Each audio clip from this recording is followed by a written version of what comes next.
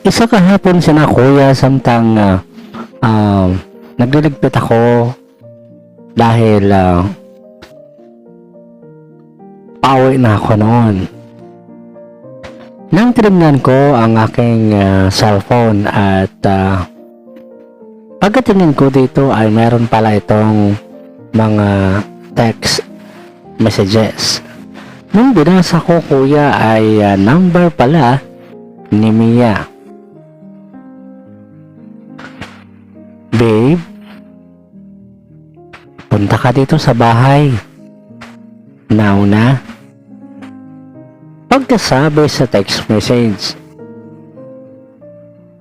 hindi ko agad iyon nabasa kuya dahil sa sobrang busy ko sa office dahil marami kasing pinapagawa sa akin si boss bagay na hindi ko man lang natingnan ang aking cellphone buong maghapon. Agad akong dali-daling umalis sa aming opisina patungo sa aking kotse dahil pupunta ako sa bahay nila Mia. Sabi ko sa aking sarili ay sa wakas tinext na rin ako ng aking nobya at pinapapunta na rin niya ako sa kanilang bahay. Itatanong ko na rin doon kuya sa kanya kung ano ba talaga ang dahilan na bakit mukhang umiwas ito sa akin ng mga ilang araw. Hindi nga lang ilang araw yun kuya. Sa tansya ko nga ay umabot yun ng isang buwan. Isang buwan na hindi ako nare-replyan ni Mia sa aking mga text. Isang buwan na hindi niya sinasagot ang aking tawag.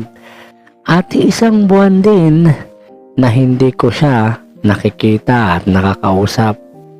Bagay kuya na tuwang-tuwa ako nung nag-text siya dahil miss na miss ko na ang aking nobya. Dagdagan pa sa mga katanungan na nais kong itanong sa kanya. Yung mga bagay na pag-iwas at pag hindi niya pagkausap sa akin. Halos paliparin ko na ang aking sasakyan kuya papunta sa bahay nila Mia.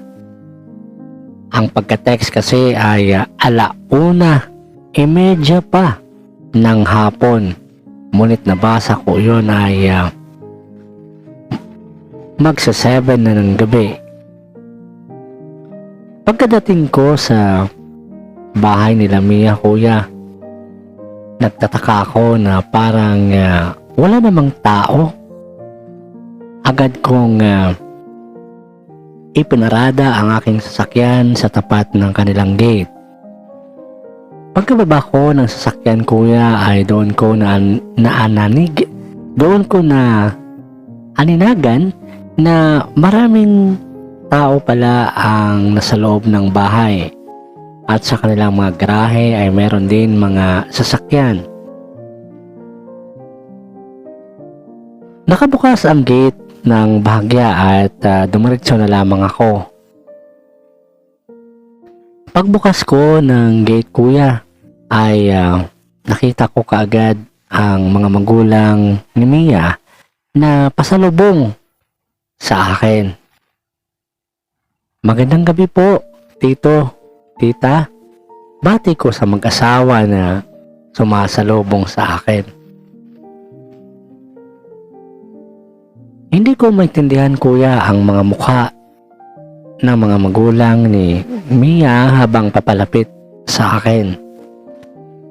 Si tita ay mukhang katatapos lamang umiyak. Si tito naman ay para bang natalo sa sabong ng malaki.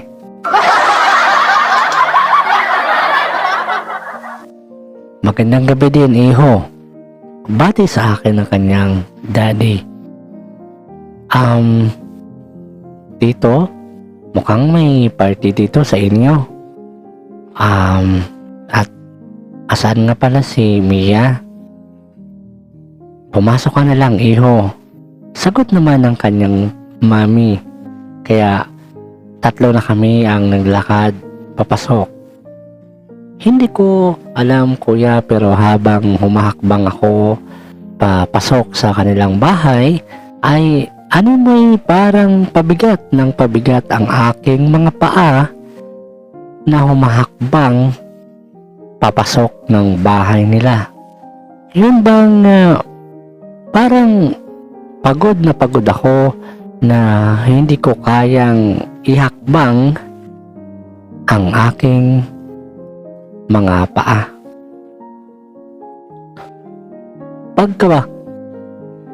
Pasok ko sa pinto kuya ay nagulantang ako sa aking nakita. Nakita ko ang mga katulong na malungkot. Nakita ko rin ang mga ilang kaibigan namin ni Mia, mutual friend namin na nandoon sa loob ng bahay. At iginala ko ang aking paningin para hanapin si Mia dahil baka sabi ko sa aking sarili ay sinurprise lang ako ng aking nobya. Baka meron lang siyang occasion or meron lang okasyon at sinurpresa lang niya ako at hindi lang niya sinabi sa akin. Nung paggala ko ng aking mata kuya sa kabuuan ng bahay ay meron akong nakita na kung saan ay nagpagimbal ng aking mundo. Yun bang parang tumigil saglit ang pag-ikot ng buhay ko. Kabaong ang aking nakita kuya habang nag-iikot ang aking mata. Nagtanong ako kung sino ang nasa loob ng kabaong. Tito, tita, sino yung andyan sa kabaong? At asaan na si Mia? Humagulhol ng hiyak ang mami ni Mia kuya at agad itong yumakap sa akin. Hindi ko naintindihan kung ano ang mga nangyayari ng panahon na iyon.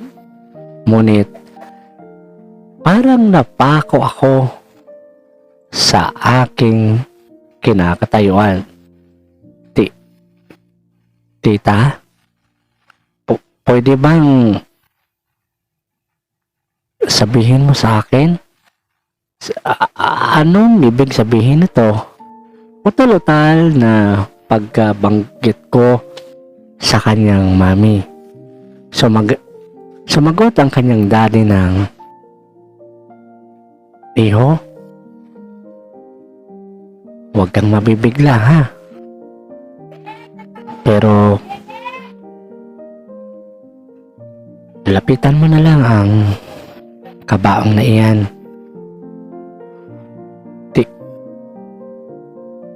Tito? Nangihin akong sagot sa kanyang daddy. Kuya, mabigat na mabigat ang aking loob, pero tinapangan ko ito at nilapitan ko ang kabaong na iyon. Habang papahakbang ako sa papunta sa kabaong ay hindi na napigilan ang pagbagsak ng aking luha. Dahil mayroon akong ideya kung sino ang sa loob ng kabaong. Ngunit inaalis ko sa isip ko ang isipin na iyon. Dahil hindi naman yun totoo, dahil nag-text pa nga siya sa akin na pinapapunta ako sa bahay niya. Nang nandyan ako sa harap ng kabaong kuya, pagtingin ko kung sino ang sa loob nito, ay doon na Nagyumbal ang puso at isipan ko. M- Mi Mia? Babe? A- ano ito? Anong ibig sabihin nito, babe? Tuloy na akong umagulhol nung mga panahon na yun, kuya. Ang sakit-sakit. Ang sakit-sakit makita sa loob ng kabaong ang tao na naging dahilan ng aking pagsumikap. Masakit tingnan, kuya, ang tao na naging dahilan ng aking pagiging ako. Masakit tingnan ang tao, kuya, na namimiss ko. Tapos ngayon ay wala ng buhay na nakalagay sa loob ng kabaong. Bakit? Anong nangyari? Ano ito? Bakit nangyari ito? Mga katanungan na nag-uunahan sa aking isipan. Hindi ko, kuya, mapaliwanag kung paano ako umiyak noon. Grabe, ang sakit. Masakit magbiro si Mia. Yun na yata ang biro na hindi ko matatanggap galing sa kanya. Ngunit hindi iyon biro, kundi totoong totoo. Totoong totoo na ang nakikita ko sa aking harapan ay ang bangkay ng aking minamahal. Ang nakikita ko sa aking harapan ay ang bangkay ng babae na naging dahilan ng aking pagiging ako. Lumapit si tita sa akin at humihingi ng tawad. Patawad, iho, dahil nilihim namin sa iyo ang lahat. Kagustuhan kasi ito ni Mia at nirespeto namin ang kanyang desisyon. Gusto man namin sabihin sa iyo, iho, pero ayaw niya. Nagagalit siya. Nakiusap siya na kung pwede ay wag na lang daw namin sabihin sa'yo para daw hindi ka masaktan. Patawad muli, iho. Manalitan niya ng kanyang mama. Pero ano po ang nangyari, tita? Bakit umabot sa ganito? Anong nangyari sa kanya? Sunod-sunod na tanong ko sa kanyang mama. Makinig ka, iho. Sasabihin ko sa iyong lahat. Ako na yung magsasabi dahil Ako na yung magsasabi kay Ronald. Saway ng daddy ni Mia sa kanyang mami. Ako na yung magsasabi kay Ronald kasi baka hindi mo kaya. Relax ka lang dyan. At kami mag-uusap ni Ronald. Tito? Ronald, iho. Makinig ka sa akin, ha? At kagaya ng sabi ng tita mo ay sana mapatawad mo kami sa paglihim namin sa iyo. Makinig ka, iho. Kukwento ko sa iyo ang lahat-lahat. Kung bakit nangyari ito. Kung bakit andyan na si Mia sa loob ng kabaong. malungkot na pagkasabi ng kanyang daddy sa akin. Noon kuya ay iyak ako ng iyak. Hindi ko maunawaan ang sakit na aking nararamdaman. Bakit ganito? Bakit ganito?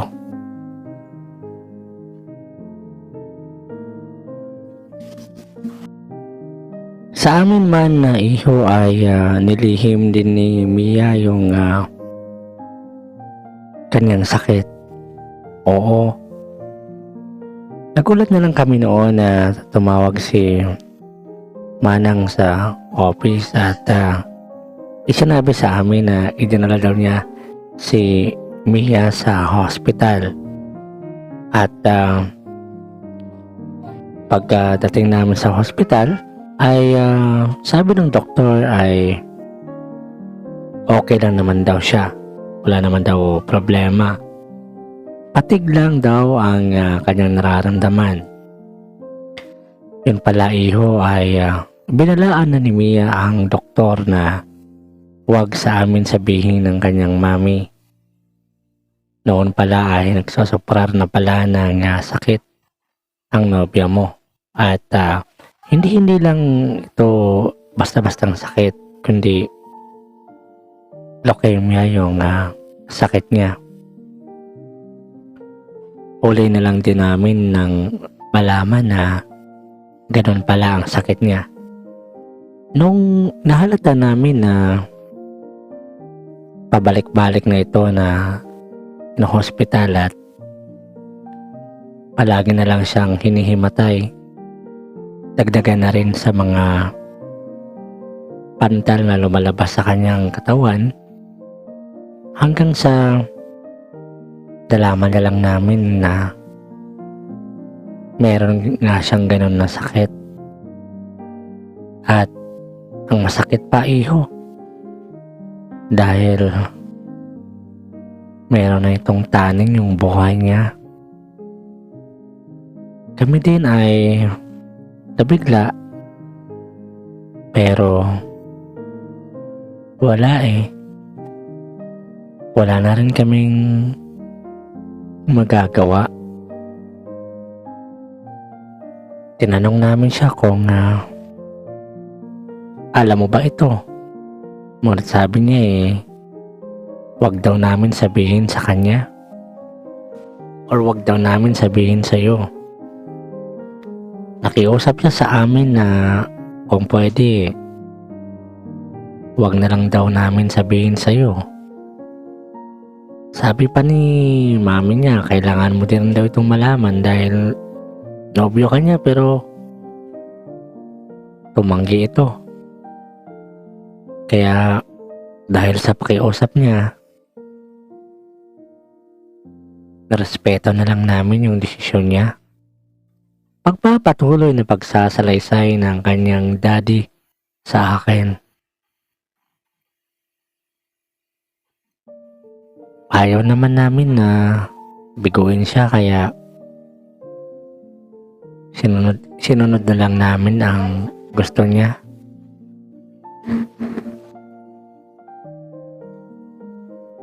Naawa din kami sa iyo, iho.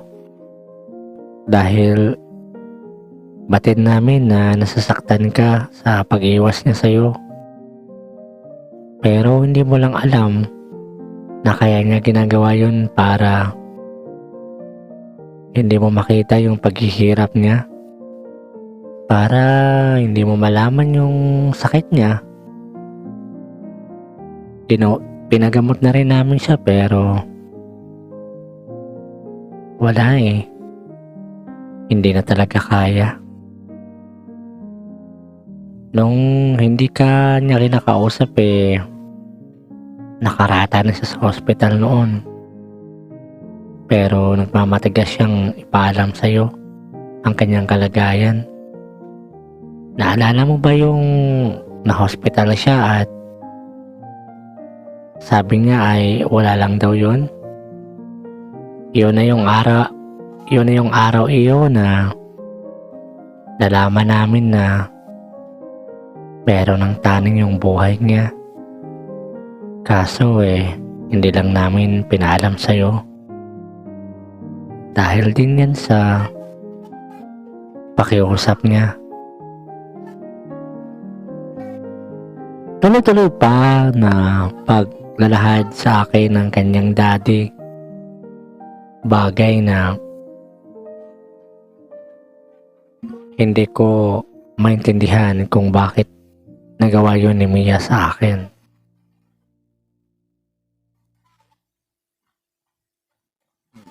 Hindi ko na mapigilan ang patuloy na pagpatak ng aking luha at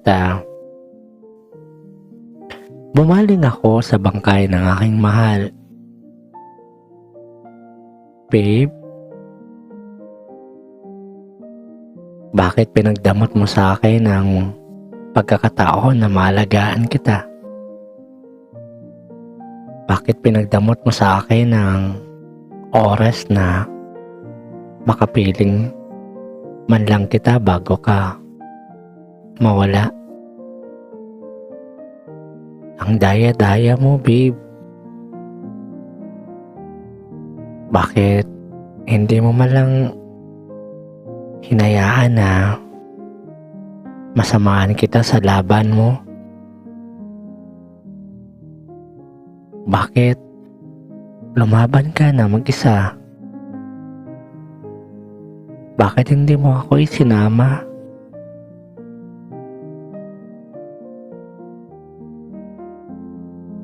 Hindi ko talaga maintindihan ang aking mararamdaman noong panahon na iyon, kuya. Kung pwede lang na sumama ako sa kanya ay gagawin ko. Miss na miss ko ang aking mahal, ngunit nung makita ko ito ay nasa kabaong na. Wala na.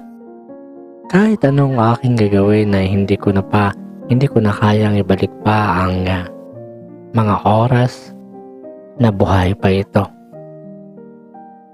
Sayang. Sayang na nagalit ako sa kanya nung hindi niya ako kinausap. Sayang ang mga panahon na iniwasan at pinagtaguan niya ako. Ayaw niyang masaktan ako at mamroblema, ngunit sa nangyari ngayon ay lubos-lubos naman ang aking sakit at pagkagulat na nararamdaman. Bakit ganito? Bakit ganito? Ngunit wala na akong magagawa, kuya, kundi tanggapin ang lahat. Tanggapin ang lahat na wala na ang aking mahal. Habang sa ganun akong sitwasyon ay merong inaabot sa akin ng kanyang mami. Isang papel. Iho, ibigay ko daw to sa'yo. Sulat daw niya yan para sa'yo. Ginawa niya yan nung nalaman niya na meron ng taning ang buhay niya. Bigay ko daw to sa'yo kapag wala na siya. Agad kong kinuha ang sulat, kuya, at binasa. Dear Ronald, babe, pasensya ka na kung nilihim ko sa iyo ang lahat. Pasensya ka na kung iniiwasan kita. Pasensya po sa lahat-lahat na aking ginawa. Hindi ako